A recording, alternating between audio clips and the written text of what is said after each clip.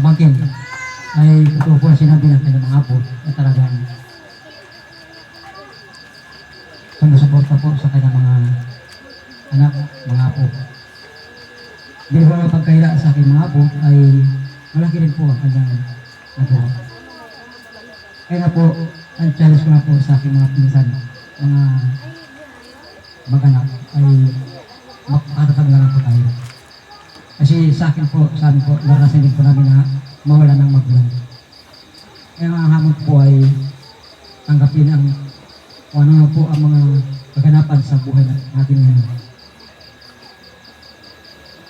Alam po natin na ipinakita ng ating magulang nito kung paano siya naging mapagmahal sa kanyang mga apo, sa kanyang mga anak, at sa kanyang mga pamangkin tulad namin. Kaya may nagpapasalamat sa kanyang kabutihan na patuloy pong pinapadama sa amin.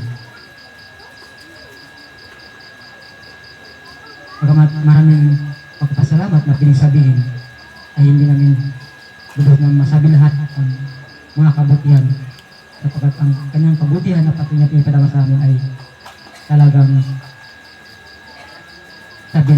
sabihin pa namin talagang sagat-sagaran ang kanyang bibigay ng suporta at pagmamahal sa kanyang buong pamilya. Ay maraming salamat sa lahat na narito na nakikiisa at nakikiramay sa pamilya nito. Salamat po sa inyo pong nakikiisa at nakikiramay.